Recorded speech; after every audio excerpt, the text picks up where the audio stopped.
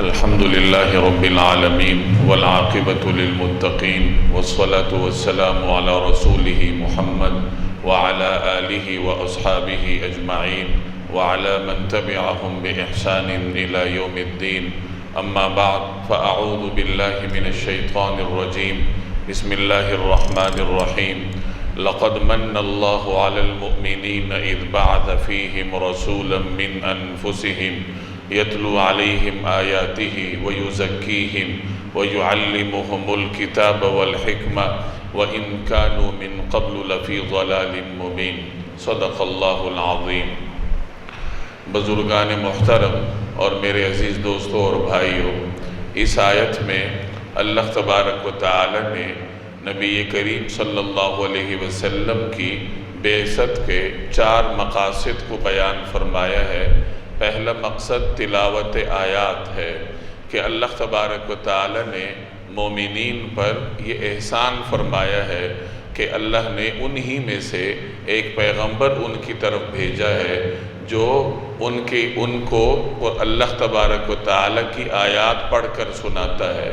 یتلو علیہم آیاتہ، تو تلاوت آیات یہ نبی کریم صلی اللہ علیہ وسلم کی بعثت کا پہلا مقصد ہے.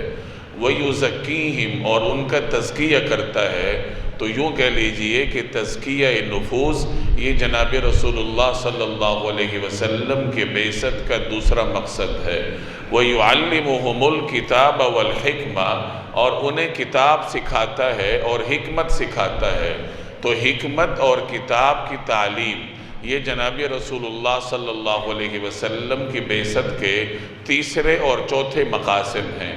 تو اس آیت میں نبی کریم صلی اللہ علیہ وسلم کی بعثت کے جن 4 مقاصد کو اللہ تبارک و تعالی نے بیان کیا ہے، اس میں سر فہرست تلاوت آیات ہے کہ اللہ تبارک و تعالی کا کلام لوگوں کو پڑھ کر سنایا جائے. نبی کریم صلی اللہ علیہ وسلم پر اللہ کا کلام حضرت جبریل لے کر آیا کرتے تھے.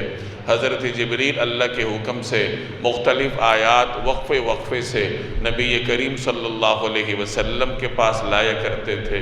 نبی کریم صلی اللہ علیہ وسلم وہ آیات لکھوا دیا کرتے تھے، لوگوں کے لیے محفوظ ہو جاتی تھیں، اور آپ صلی اللہ علیہ وسلم لوگوں کو پڑھ کر بھی سناتے تھے. آپ صلی اللہ علیہ وسلم کا اپنا معمول تلاوت کا یہ تھا کہ ایک تو رسول اللہ صلی اللہ علیہ وسلم خود تلاوت فرمایا کرتے تھے جو آپ کے معمولات میں شامل تھا، اور دوسرے نمبر پر نبی کریم صلی اللہ علیہ وسلم دعوت دینے کے لیے بھی لوگوں کو قرآن کریم کی آیات سناتے تھے. آپ کی دعوت کے ذرائع میں سے بنیادی ذریعہ قرآن کریم کی تلاوت تھا کہ اگر کسی قبیلے کے پاس آپ تشریف لے گئے ہیں تو انہیں قرآن کریم کی آیات پڑھ کر سناتے تھے. اگر کوئی باہر سے مہمان آیا ہے تو رسول اللہ صلی اللہ علیہ وسلم دین کا تعارف کروانے کے لیے اسے قرآن کریم کی آیات سنایا کرتے تھے، اور خود اپنے معمول میں بھی آپ صلی اللہ علیہ وسلم کے تلاوت شامل تھا. چنانچہ رسول اللہ صلی اللہ علیہ وسلم رات کو قیام فرمایا کرتے تھے، اور اس قیام میں دیر تک آپ تلاوت کرتے تھے. یہ قیام مکی زندگی میں بھی ہوتا تھا اور مدنی زندگی میں بھی ہوتا تھا. مکی زندگی میں جب رسول اللہ صلی اللہ علیہ وسلم اپنے گھر میں رات کو کھڑے ہو کر تلاوت فرماتے تھے تو صورتحال یہ تھی کہ قریش کے بڑے بڑے سردار جو دن بھر آپ کی مخالفت کرتے تھے، دشمنی کرتے تھے، لیکن رات کو آپ کی تلاوت سننے کے لیے وہ آپ کے گھر کے باہر آیا کرتے تھے. چونکہ قرآن کریم میں اللہ نے تاثیر رکھی ہے، اللہ کا کلام ہو، اللہ کے حبیب کا لب و لہجہ ہو، تو آپ اندازہ لگا لیجئے کہ اس میں کس قدر تاثیر ہوگی. چنانچہ ایک روایت سیرت نگاروں نے نقل کی ہے کہ قریش کے 3 سردار ایسے تھے جو آپ صلی اللہ علیہ وسلم کی تلاوت سننے کے لیے رات کو آپ کے گھر کے باہر آ جایا کرتے تھے. ایک ابو سفیان، ایک ابو جہل، اور تیسرے نمبر پر اخنس بن شریح. یہ تینوں قریش کے نامور سرداروں میں سے تھے، لیکن دل کے ہاتھوں مجبور تھے کہ آپ صلی اللہ علیہ وسلم کی تلاوت سننے کے لیے رات کو آ جائے کرتے تھے. ایک مرتبہ یہ تینوں آئے اور نبی کریم صلی اللہ علیہ وسلم کے گھر کے باہر اپنی اپنی جگہوں پر بیٹھ گئے اور تلاوت سنتے رہے رات دیر تک، ایک دوسرے سے بے خبر تھے کہ دوسرا بھی کوئی سننے آیا ہوا ہے۔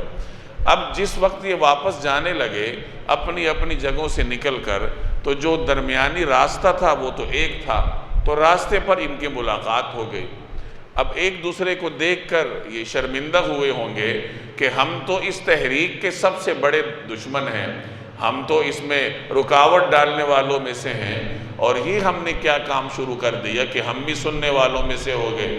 چنانچہ ایک دوسرے کو نصیحت کر کے رخصت ہو گئے کہ آئندہ ہمیں ایسا نہیں کرنا چاہیے۔ اب جب اگلی رات ہوئی تو ان میں سے ہر ایک دل کے ہاتھوں بے چین ہوا، دل چاہ رہا تھا کہ نبی کریم صلی اللہ علیہ وسلم کی تلاوت سنی جائے، اور کل کا واقعہ بھی سامنے تھا کہ ایک دوسرے کے ساتھ وعدہ کیا ہے، تو ہر ایک نے یہی سوچا کہ دوسرے تو نہیں آئیں گے، میں چلا جاتا ہوں۔ تینوں کے ذہن میں یہی بات آئی کہ دوسرے تو نہیں آئیں گے، میں جا کے سن آتا ہوں۔ چنانچہ تینوں پھر آ گئے، اپنی اپنی جگہ پر بیٹھ کر تلاوت سنی، اور پھر جب واپس جانے لگے تو راستے میں پھر ملاقات ہو گئی، پھر ایک دوسرے کے ساتھ وعدہ کیا کہ آئندہ ایسا نہ ہو۔ اگلی رات یعنی تیسری رات تینوں نے پھر یہی سوچا، ہر ایک اپنے دل کے ہاتھوں بے چین تھا کہ تلاوت سننی چاہیے، تو اور یہی خیال آیا کہ وہ دوسرا تو نہیں آئے گا، میں چلا جاتا ہوں۔ تینوں پھر اپنی اپنی جگہوں پر آ گئے اور واپسی پر پھر ملاقات ہو گئی۔ تو یہ جناب رسول اللہ صلی اللہ علیہ وسلم کی تلاوت کا انداز تھا کہ آپ علیہ السلام رات کو دیر تک اللہ تبارک و تعالیٰ کے حضور نماز میں قیام فرماتے تھے، اور اس قیام میں آپ صلی اللہ علیہ وسلم تلاوت فرمایا کرتے تھے۔ یہی معمول صحابہ کرام کا بھی تھا۔ حضرت ابو بکر صدیق رضی اللہ تعالی عنہ اپنے گھر کے باہر انہوں نے اپنے گھر کے صحن میں ایک نماز کی جگہ بنا رکھی تھی، اور وہاں کھڑے ہو کر دیر تک تلاوت کرتے تھے۔ مکہ کے بچے آتے تھے، جوان آتے تھے، سنتے تھے۔ اس سے پہلے ایک مرتبہ حضرت ابو بکر صدیق رضی اللہ تعالی عنہ اہل مکہ کی اذیتوں سے تنگ آ کر مکہ چھوڑنے کے لیے نکلے، ہجرت حبشہ کی نیت سے۔ دیگر صحابہ حبشہ جا چکے تھے، ابو بکر صدیق نے سوچا کہ میں بھی چلا جاتا ہوں۔ وہ مکہ سے نکل رہے تھے تو راستے میں ایک سردار ملا، وہ اسلام نہیں لایا تھا لیکن بہرحال نیک دل سردار تھا، ابن الدغنہ۔ اس نے ابو بکر صدیق سے پوچھا کہ آپ کہاں جا رہے ہیں؟ تو ابو بکر صدیق نے فرمایا کہ میں اپنے لوگوں کی اذیتوں سے تنگ آ کر اپنا شہر چھوڑ رہا ہوں، کسی اور ملک میں جا رہا ہوں، کسی اور جگہ جہاں سکون ہو، ان کی اذیتوں سے جان چھوٹے۔ تو ابن الدغینہ کہنے لگے کہ آپ جیسا آدمی نہ تو شہر چھوڑتا ہے اور نہ اسے نکالا جاتا ہے، یعنی آپ جیسا شریف النفس شریف النسب انسان وہ کیسے اپنا شہر چھوڑے گا؟ اور اس نے مزید کہا کہ آپ صلہ رحمی کرتے ہیں، آپ بے کسوں کے ساتھ تعاون کرتے ہیں، آپ لوگوں کی مہمان نوازی کرتے ہیں، محتاجوں کا بوجھ اٹھاتے ہیں، اللہ نے ایسی صفات آپ میں رکھی ہیں، آپ کو تو نہیں جانا چاہیے۔ تو اس نے کہا کہ میں آپ کا ذمہ لیتا ہوں۔ اس زمانے میں پناہ کا قانون چلتا تھا کہ اگر کوئی سردار کسی کو پناہ دے دیتا تو پھر کسی کی ہمت نہیں ہوتی تھی کہ اس کو جا کر نقصان پہنچانے کی کوشش کرے، وہ پھر براہ راست گویا اس سردار کو نقصان پہنچانا ہوتا تھا۔ تو ابن الدغینہ نے کہا کہ میں آپ کو اپنی پناہ میں لیتا ہوں، آپ میرے ساتھ مکہ چلیے، آئندہ کوئی شخص آپ کو تنگ نہیں کرے گا، لیکن آپ کو مکہ چھوڑنا نہیں چاہیے۔ ابو بکر صدیق واپس تشریف لائے، اس کے ساتھ ابن الدغینہ نے مکہ کے سرداروں کے پاس جا کر اپنا یہ اعلان ان کو سنایا کہ آج کے بعد ابو بکر صدیق میرے جوار میں میری پناہ میں ہیں۔ تو لوگوں نے کہا کہ ٹھیک ہے، ہم آپ کی پناہ قبول کرتے ہیں، لیکن ان سے کہہ دیجئے کہ اونچی آواز سے اعلان تلاوت نہ کیا کریں، تاکہ ہمارے نوجوان ان کی وجہ سے اپنے دین سے باہر نہ جائیں۔ ابو بکر صدیق اپنے گھر میں تشریف لائے، اور جیسے میں نے عرض کیا کہ انہوں نے اپنے گھر کے صحن میں نماز کی جگہ بنا لی، اور وہاں دیر تک کھڑے ہو کر تلاوت کرتے تھے، نماز پڑھتے تھے، نماز میں بھی تلاوت کرتے تھے۔ تو مکہ کے بچے اور جوان آ کر سنتے تھے۔ تو سرداران قریش تنگ آ گئے کہ یہ تو ہمارے بچے جاتے ہیں، قرآن سنتے ہیں، قرآن ان کے دل پر اثر انداز ہوتا ہے۔ تو وہ جمع ہو کر ابن الدغینہ کے پاس آئے اور کہا کہ آپ نے پناہ دے رکھی ہے، لیکن صورتحال یہ ہے کہ ہمارے بچے جاتے ہیں، جوان جاتے ہیں، قرآن سنتے ہیں، تو انہیں خوف تھا کہ قرآن کریم ہمارے بچوں اور جوانوں کے دل پہ اثر کرے گا اور جی ہمارے دین سے چلے جائیں گے، اسلام قبول کر لیں گے۔ تو ابن الدغنہ نے ابو بکر صدیق سے درخواست کی کہ یا تو میری پناہ واپس کر دیجئے اور یا پھر علی الاعلان قرآن کریم کی تلاوت نہ کیجئے۔ تو ابو بکر صدیق نے فرمایا کہ تمہاری پناہ میں تمہیں واپس کرتا ہوں، میرے لیے اللہ کی پناہ کافی ہے۔ تو یہ صحابہ کرام کے معمولات میں سے بھی تھا کہ وہ قرآن کریم کی تلاوت کو مستقل وقت دیا کرتے تھے، بالخصوص رات کو نوافل میں اللہ کے حضور کھڑے ہو کر دیر تک قرآن کریم کی تلاوت کیا کرتے تھے۔ حضرت عبداللہ ابن مسعود رضی اللہ تعالی عنہ نے ایک مرتبہ مکی زمانے زندگی میں صحابہ کے درمیان صحابہ کرام ایک مرتبہ جمع ہوئے مکہ مکرمہ میں اور ایک دوسرے کو کہنے لگے کہ یہ جو قرآن کریم اللہ نے ہمیں عطا فرمایا ہے تو ہمیں علی الاعلان لوگوں کو سنانا چاہیے تاکہ ان کو پتہ چلے کہ قرآن کریم کا پیغام کیا ہے۔ تو عبداللہ ابن مسعود نے فرمایا کہ میں علی الاعلان جا کر ان کو سناتا ہوں۔ اب اس زمانے میں علی الاعلان قرآن کریم کی تلاوت کرنا کوئی آسان کام تو نہیں تھا، یہ اپنی جان کو خطرے میں ڈالنے کے مترادف تھا۔ تو دیگر صحابہ نے ان سے کہا کہ ہمیں آپ پر جان کا خطرہ ہے، آپ ایسا نہ کیجئے۔ کوئی ایسا آدمی جس کا مکہ میں مضبوط خاندان ہو ہم میں سے، وہ جائے اور لوگوں کو قرآن سنائے تاکہ مکہ کے لوگ اگر اس کو نقصان پہنچانا چاہیں تو کم از کم اس کا خاندان اس کی حفاظت تو کرے۔ آپ کا تو خاندان ہی نہیں ہے، یعنی مضبوط خاندان آپ کا نہیں ہے تو آپ کی حفاظت کون کرے گا؟ تو ابن مسعود نے فرمایا کہ میں ہی یہ جا کر یہ کام کروں گا، میرا خاندان چاہے ہو یا نہ ہو، حفاظت اللہ کرے گا۔ چنانچہ اگلے دن وہ حرم میں تشریف لائے، قریش مکہ اپنی اپنی جگہوں پر بیٹھے تھے، بڑے بڑے سرداروں کی مجلس لگی تھی۔ حضرت عبداللہ ابن مسعود مقام ابراہیم کے پاس آئے اور انہوں نے تلاوت شروع کر دی، الرحمن علم القرآن خلق الانسان علمہ البیان، سورہ رحمان کی آیات کی تلاوت شروع کر دی۔ قریش مکہ پہلے تو متوجہ ہوئے کہ یہ ابن ام عبد کیا پڑھ رہا ہے، ابن مسعود کو ابن ام عبد کہا جاتا تھا کہ یہ ابن مسعود کیا پڑھ رہا ہے، تو توجہ کی تو پتہ چلا کہ یہ تو وہی کلام پڑھ رہا ہے جو کہ رسول اللہ صلی اللہ علیہ وسلم پر نازل ہوتا ہے اور آپ لوگوں کو پڑھ کر سناتے ہیں۔ چنانچہ ہر طرف سے لوگ ان پر پل پڑے، ان کو مارنے لگے۔ حضرت عبداللہ ابن مسعود ان کی مار بھی برداشت کر رہے تھے اور سورہ رحمان کی آیات ان کی زبان پر جاری تھیں، یہاں تک کہ ان کے چہرے پر مار کے نشانات پڑ گئے۔ اس حالت میں واپس صحابہ کے پاس آئے کہ چہرہ نشان آلود ہے۔ تو صحابہ نے کہا ہم نے تو اس لیے آپ کو روکا تھا کہ آپ ایسا نہ کیجئے، کوئی مضبوط خاندان والا یہ کام کرے تاکہ قریش اس کو نقصان نہ دیں۔ تو ابن مسعود نے فرمایا کہ میں یہ کام آئندہ بھی کروں گا، اللہ کی قسم یہ لوگ جس قدر آج میری نگاہوں میں ذلیل ہے اس قدر پہلے کبھی نہ تھے۔ یعنی یہ قرآن کریم کی تلاوت کا لطف تھا، اس کی حلاوت تھی جو اللہ تبارک و تعالی نے صحابہ کرام کو عطا کر رکھی تھی۔ تو تلاوت آیات یہ نبی کریم صلی اللہ علیہ وسلم اور صحابہ کرام کے معمولات کا حصہ تھا۔ جیسے میں نے عرض کیا کہ تلاوت کے ذریعے دعوت دینا یہ جناب رسول اللہ صلی اللہ علیہ وسلم کا خاص اسلوب تھا۔ ایک مرتبہ مکی سرداروں نے جمع ہو کر عتبہ کو اپنا نمائندہ بنایا۔ عتبہ یہ مکہ میں بڑا دانشور سمجھا جاتا تھا۔ اس کو کہا کہ تم جاؤ اور محمد صلی اللہ علیہ وسلم کے ساتھ بات چیت کرو۔ سرداروں کو یہ امید تھی کہ یہ بڑا دانشور ہے، یہ جا کر ان کو قائل کر لے گا۔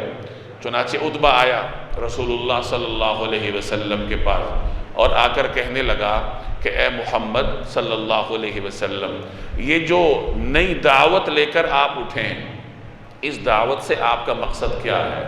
اگر آپ کو دولت چاہیے ہم دولت دے دیتے ہیں، اگر آپ کو عزت چاہیے ہم عزت دے دیتے ہیں، ہم آپ کو اپنا مقتدا بنا لیتے ہیں، اگر آپ کو بادشاہت چاہیے ہم آپ کو مکہ کا بادشاہ بنا لیتے ہیں۔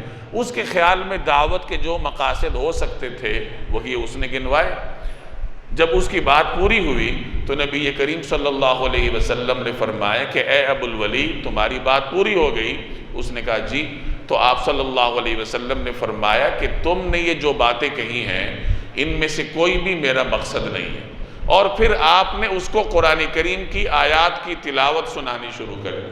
چنانچہ حام میم سجدہ کی آیات نبی کریم صلی اللہ علیہ وسلم نے پڑھنی شروع کر دی۔ حامیم کتاب فصلت آیاتہ قرآنا عربیا لقوم یعلمون بشیرا ونذیرا فاعرض اکثرهم فهم لا يسمعون۔ یہ آیات آپ پڑھتے رہے اور عتبہ اپنے دونوں ہاتھوں کو اپنے پیچھے ٹیک لگا کر اپنے چہرے کو مکمل طور پر نبی کریم صلی اللہ علیہ وسلم کی طرف متوجہ کیے ہوئے گم سم بیٹھا تھا، اور آپ صلی اللہ علیہ وسلم کی تلاوت وہ سنتا جا رہا تھا۔ اور اس تلاوت نے اس پر ایسا اثر کیا کہ جب وہ واپس قریش کے پاس گیا تو اس کی چال بدلی ہوئی تھی، اس کا رنگ بدلا ہوا تھا، اور سرداران مکہ جو اپنے طور پر اپنی منچاہی خبر سننے کے لیے بیٹھے تھے وہ کہنے لگے کہ یہ تو وہ عتبہ نہیں ہے جو ہمارے پاس سے اٹھ کر گیا تھا۔ اس طریقے سے تلاوت کا اس پر اثر ہوا۔ تو یہ آپ صلی اللہ علیہ وسلم کا انداز تھا کہ آپ دعوت کے لیے لوگوں کو اللہ کا کلام سناتے تھے، لوگوں کے قبائل میں جا کر، حج کے موقع پر لوگوں کے خیموں میں جا کر، مختلف لوگوں کے محلوں میں جا کر، میلوں میں جا کر، بازاروں میں جا کر نبی کریم صلی اللہ علیہ وسلم نے لوگوں کو قرآن کریم کی آیات پڑھ کر سنائی ہیں، اور اس طریقے سے آپ لوگوں کو دین کی طرف متوجہ کرتے تھے۔ اور جیسے میں نے عرض کیا خود آپ کا اپنا معمول بھی تھا کہ اپنے معمول میں بھی جو یومیہ آپ کے معمولات تھے اس میں تلاوت قرآن کریم کا بڑا حصہ شامل تھا۔ حضرت اوس بن حذیفہ رضی اللہ تعالی عنہ یہ وفد ثقیف میں شامل تھے۔ بنو ثقیف کا وفد جب مدینہ منورہ میں نبی کریم صلی اللہ علیہ وسلم کی خدمت میں حاضر ہوا تو اس وفد میں حضرت اوس بن حذیفہ بھی شامل تھے۔ تو یہ فرماتے ہیں کہ نبی کریم صلی اللہ علیہ وسلم عشاء کے بعد ہمارے پاس تشریف لاتے، یہ مہمان تھے تو آپ صلی اللہ علیہ وسلم ان کے پاس تشریف لاتے تھے، ان کو وقت دیا کرتے تھے، ان کو دین کا تعارف کرواتے تھے۔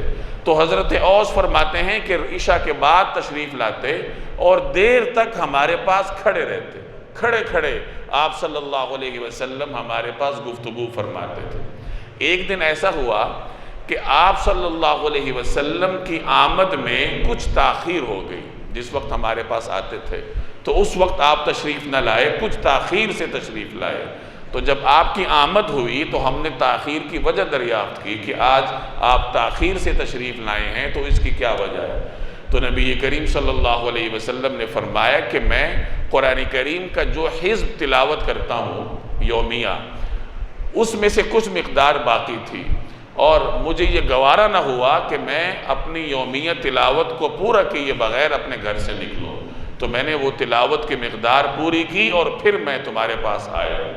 حضرت اوس فرماتے ہیں کہ پھر میں نے صحابہ سے پوچھا، نبی کریم صلی اللہ علیہ وسلم کے صحابہ سے، کہ یہ جو حزب ہیں یا قرآن کریم کی تہذیب ہے، تقسیم ہے، اس کا کیا مطلب ہے؟ یعنی انہوں نے تفصیل پوچھنی چاہیے کہ یہ قرآن کریم کو تم لوگ کس طرح پڑھتے ہو، کتنے مقدار پڑھتے ہو؟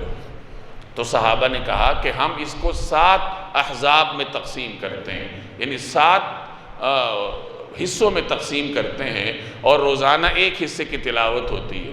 تو اس طریقے سے 7 دنوں میں گویا قرآن کریم ختم ہو جاتا ہے۔ پہلا جو حزب ہے وہ سورہ فاتحہ سے شروع ہوتا ہے اور سورہ نساء تک جاتا ہے، یعنی اس میں سورہ بقرہ بھی ہے، سورہ آل عمران بھی ہے، سورہ نساء بھی ہے، یہ کوئی 4 کے قریب پارے بنتے ہیں، اور 7واں حزب سورہ قاف سے لے کر قرآن کریم کے اختتام تک۔ تو اس روایت سے یہ معلوم ہوا کہ جناب رسول اللہ صلی اللہ علیہ وسلم سے روزانہ کی بنیاد پر 3 پارے 4 پارے اس کی تلاوت اس روایت کے ذریعے آپ صلی اللہ علیہ وسلم سے ثابت ہوتی ہے۔ اس کے علاوہ جو نمازوں میں آپ کے پڑھنے کا معمول تھا وہ الگ تھا۔ کہ بعض اوقات آپ صلی اللہ علیہ وسلم ایک ایک رکعت میں سورہ آل عمران، سورہ بقرہ، اتنی لمبی لمبی صورتیں پڑھتے تھے جیسے مختلف صحابہ سے ثابت ہے۔ ایک صحابی کہتے ہیں کہ میں نے حضور صلی اللہ علیہ وسلم کے پیچھے نوافل کی نیت باندھی، آپ نے سورہ بقرہ شروع کی، وہ ختم کر لی، سورہ آل عمران شروع کی، وہ ختم کر لی، اور پھر ہر آیت کے بعد کوئی اگر جنت کی آیت ہوتی تو نبی کریم صلی اللہ علیہ وسلم اس کے بعد اللہ سے دعا فرمایا کرتے تھے، اگر کوئی عذاب کی آیت ہوتی تو اس کے بعد اللہ سے پناہ مانگا کرتے تھے۔ اس طریقے سے ٹھہر ٹھہر کر جناب رسول اللہ صلی اللہ علیہ وسلم تلاوت فرمایا کرتے تھے۔ تو دو باتیں ثابت ہوئیں کہ نبی کریم صلی اللہ علیہ وسلم لوگوں کو دعوت دینے کے لیے بھی قرآن کریم کی آیات سناتے تھے، اور دوسرے نمبر پر خود آپ کے اپنے یومیہ معمولات میں قرآن کریم کی تلاوت کا ایک بڑا حصہ شامل ہوتا تھا۔ یہی معمولات صحابہ کرام کے بھی تھے۔ صحابہ کرام میں جن حضرات کو اللہ نے قرآن کریم کی تلاوت کا خاص ذوق عطا فرمایا تھا، ان میں حضرت معاذ بن جبل اور حضرت ابو موسیٰ اشعری یہ سر فہرست ہیں جو صحابہ کے مقدس معاشرے میں امتیاز کے ساتھ قرآن کریم کی تلاوت فرماتے تھے۔ حضرت ابو موسیٰ اشعری کو نبی کریم صلی اللہ علیہ وسلم نے ایک مرتبہ ارشاد فرمایا کہ اے ابو موسیٰ، تمہیں اللہ نے حضرت داؤد کا لحن عطا کیا ہوا ہے، یعنی جیسے وہ زبور کو خوبصورت انداز سے پڑھتے تھے، اسی طریقے سے تم اللہ کے کلام قرآن کریم کو خوبصورت انداز سے پڑھتے ہو۔ حضرت معاذ اور حضرت ابو موسیٰ، جیسے میں نے عرض کیا کہ ان دونوں کو قرآن کریم کی تلاوت کا خاص ذوق اللہ نے دیا تھا۔ ان دونوں کو نبی کریم صلی اللہ علیہ وسلم نے یمن کا گورنر بنا کر بھیجا۔ یمن کے ایک حصے پہ ابو موسیٰ کو گورنر بنایا، دوسرے حصے پر حضرت معاذ کو گورنر بنایا، اور دونوں کو بھیجتے وقت آپ نے کچھ نصیحتیں بھی فرمائیں۔ یہ دونوں تشریف لے گئے، یمن چلے گئے، اپنے اپنے فرائض منصبی انجام دینے لگے۔ کسی موقع پر دونوں کی ملاقات ہوئی تو ایک دوسرے سے تلاوت قرآن کا معمول پوچھا کہ آپ قرآن کریم کی تلاوت کیسے کرتے ہیں، آپ کا معمول کیا ہے۔ اس سے یہ بھی ثابت ہوتا ہے کہ صحابہ کرام کی ترجیحات عبادات ہوا کرتی تھی۔ ہم جب ایک دوسرے کو ملتے ہیں، مصروفیت پوچھتے ہیں، تو مصروفیت سے مراد کیا ہوتی ہے کہ دکان کیسے چل رہی ہے، کاروبار کیسا چل رہا ہے، ملازمت کیسی چل رہی ہے، یہی ہماری ترجیحات ہیں۔ ایک دوسرے سے مل کر خال ہی کسی نے پوچھا ہوگا کہ بھائی تمہاری تلاوت کا کیا معمول ہے، تمہارے نوافل کا کیا معمول ہے۔ جب ایک دوسرے سے مصروفیت کا پوچھا جاتا ہے تو اس میں کہیں تلاوت کا ذکر نہیں ہوتا، ہمارا عرف ہی نہیں ہے کہ کوئی مجھ سے مصروفیت کا پوچھے میں جواب میں کہوں کہ میں روزانہ 1 پارہ پڑھتا ہوں، یہ ہمارا عرف ہی نہیں ہے۔ عرف یہی ہے کہ میں کہوں کہ 4 گھنٹے دکان کو دیتا ہوں، 5 گھنٹے فلان جگہ جاتا ہوں۔ تو صحابہ کا انداز کچھ اور تھا، ان کی ترجیحات کچھ اور تھیں۔ تو یہ دونوں صحابی جب ملتے ہیں تو آپس میں ایک دوسرے سے پوچھ رہے ہیں کہ تمہارا تلاوت کا معمول کیا ہے، حالانکہ دونوں گورنر ہیں اور یمن جیسے متمدن علاقے کے گورنر تھے۔ تو حضرت ابو موسیٰ کہنے لگے کہ میں تو ہر وقت قرآن کریم کی تلاوت کرتا رہتا ہوں، سواری پر سوار ہوتا ہوں پھر بھی تلاوت کرتا ہوں، چلتا ہوں پھر بھی تلاوت کرتا ہوں، یعنی میرا سارا دن ہی گویا قرآن کریم کی تلاوت میں گزرتا ہے۔ یہ انہوں نے اپنا ذوق بتایا۔ اب حضرت معاذ اپنا ذوق بتا رہے ہیں، ان کا ذوق کچھ اور تھا۔ وہ کہنے لگے کہ میں تو رات کے پہلے حصے میں آرام کرتا ہوں اور اس کے بعد اٹھ کر پھر اللہ کے حضور میں قیام کرتا ہوں اور اس میں دیر تک تلاوت کرتا ہوں۔ تو ان کا اپنا ذوق تھا اور ان کا اپنا ذوق تھا۔ تو بہرحال اللہ تبارک و تعالی نے اس طریقے سے صحابہ کرام کو قرآن کریم کی تلاوت کا ذوق عطا کیا ہوا تھا۔ آپ صلی اللہ علیہ وسلم کے معمولات میں بھی تلاوت شامل تھی اور امت کو آپ نے تلقین بھی کی ہے قرآن کریم کی تلاوت کی۔ یہ میں صرف تلاوت کی بات کر رہا ہوں، قرآن کریم سمجھنا، اس پر عمل کرنا، یہ قرآن کریم کے الگ سے حقوق ہیں، اس پر الگ سے بات ہوگی انشاءاللہ۔ تو صرف تلاوت کی بھی جناب رسول اللہ صلی اللہ علیہ وسلم نے امت کو تلقین فرمائی۔